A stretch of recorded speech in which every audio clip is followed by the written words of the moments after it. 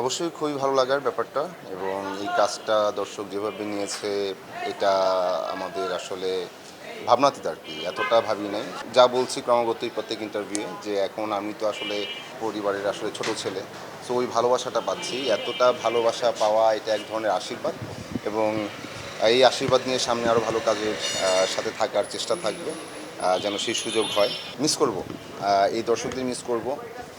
ওনারা এতদিন যাবত এই কাজটা নিয়ে যে আগ্রহ দেখালেন এবং যে ভালোবাসা জানাচ্ছেন প্রত্যেকটা চরিত্রের প্রতি তাদের যে ভালো লাগা যে কি বলবো যে তারপর তার কি হবে ওর কি হবে এই কি হবে গল্প কোথায় যাবে গল্পটার প্রতি এবং আহ, এই যে সব মিলে একটা বিশাল আমেজ 7 মাস যাবত এটা একটা আহ, মানে এটা আমাদের গল্প একটা উৎসব হয়ে গেল আর কি। তো এটা মিস করব। আর মিস করব যে আহ, আমার পরিবার এখানে পেলাম এটা আমাদের গল্পের। আমরা 7 মাস শ্যুট করলাম। আমাদের মধ্যে একটা দারুণ বন্ডিং বলেন বা সম্পর্ক বলেন, কার কী অবস্থা, কে কী করছে, এই যে কত কী আলাপ আমাদের এখানে। সো এইটা একটু মিস তো করবোই, কারণ এই পরিবার থেকে আমরা যখন এটা শেষ হচ্ছে আমরা নানাজন নানা কাজে ব্যস্ত থাকবো হয়তো বিচ্ছিন্নভাবে। তো এই আবহটা অনেক বেশি মিস করবো রাজভাইকেও।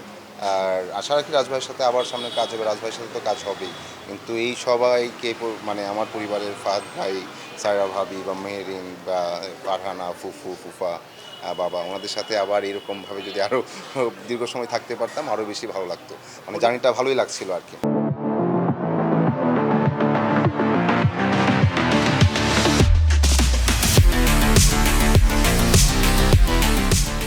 আমার ছোট বোন আছে একটা, বাট আমি 2 ভাইয়ের মধ্যে আমি ছোট। আমি ছোট বলে একটু আমার বড় হওয়ার পর মনে হয় যে আমি একটু অদ্ভুতই ছিলাম। মানে তেমন কোনো চাহিদা ছিল না, এখনও নাই খুব একটা, যে বা চাহিদা যে ছিল না তা না। মানে মনে হতো যে লাঠিম কিনবো আমি বড় হয়ে যখন চাকরি করব তখন কিনবো। হ্যাঁ, মেলায় যাব, মেলায় গিয়ে কিছু নিয়ে আসলাম, আম্মা কিছু টাকা দিয়ে দিল, কিছু কেনাকাটা করলাম, তারপর অনেক কিছু পছন্দ হচ্ছে। মনে মনে ভাবতাম এগুলো তো টাকার জন্য নিতে পারছি না, বড় হয়ে যখন চাকরি করবো তখন আমি কিনবো। মানে এরকম ছিলাম আর কি। সো কোনো কিছু থেকে বঞ্চিত মনে হয় না, বরং আমি খুবই লাকি যে আমার পরিবার নিয়ে, যে এই পরিবারের আমি ছেলে এবং তাদের ভালোবাসায়, আদরে, স্নেহে, শাসনে আসলে আমি খায়রুল বাশার। সো আমি মনে করি যে আল্লাহ আমাকে আশীর্বাদ হিসেবে আমার পরিবারকে দিয়েছে এবং আমরা 5 ভাই বোন। এবং আমরা যখন ছোট ছিলাম তখন তো একদম বাড়িটার মধ্যে অনেক বেশি কোলাহল থাকতো, অনেক বেশি ধরেন আমাদের কিচিরমিচির বলা চলে আর কি, এরকম থাকতো। এই কথা বলতেছে, ওই কথা বলতেছে, ভাই কথা বলতেছে, বোন কথা বলতেছে।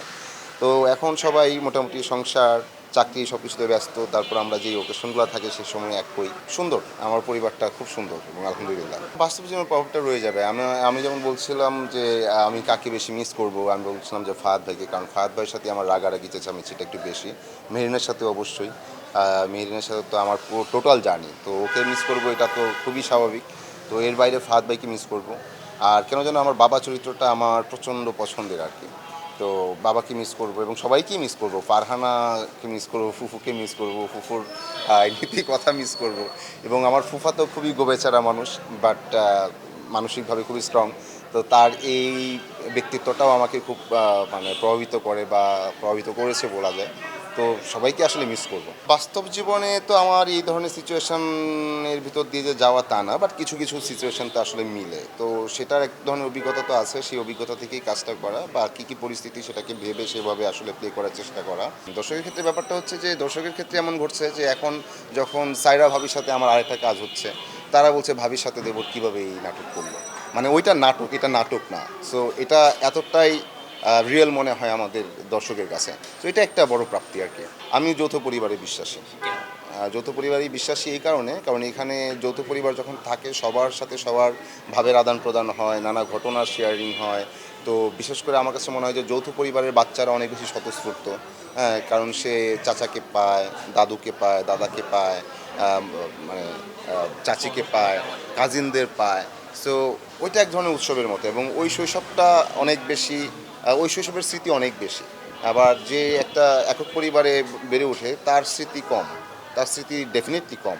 তো ওইটা থেকে বঞ্চিত হয় আর কি শিশুরা। এই কারণে আমি চাই যে যৌথ পরিবার আমি আসলে পছন্দ করি, যে যৌথ পরিবারে সবার যেই বোঝাপড়াটা হয় এটা একটা বড় রকমের অভিজ্ঞতা আসলে লাইফে। বাবা আমার এমন একটু চুপচাপ থাকে, তো দেখা যেত যে আপনার কোনো একটা ভুল হলো আম্মা বলতো তোর বাবাকে বলতেছে।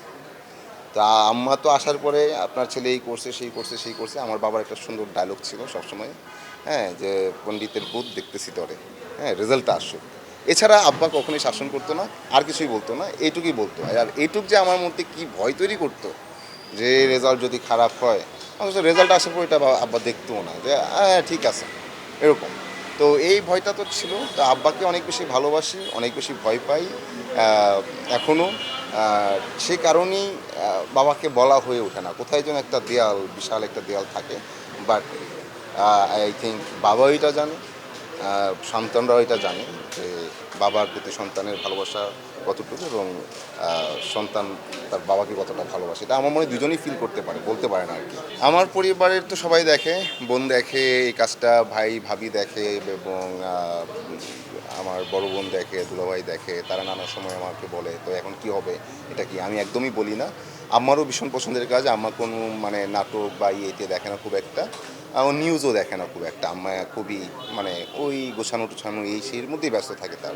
মাঝে মাঝে আমি জিজ্ঞাসা করি যে এত কাজ কোথায় পাও, এই একই বাসায় একই জায়গা সারাদিন কী কী যেন গুছাচ্ছ, এবং এই রান্না বান্না এই সেই, তোমার তো দেখি কোনো মানে ইয়ে নাই, মানে রেস্ট নাই, কোথায় কাজটা কোথায় এত।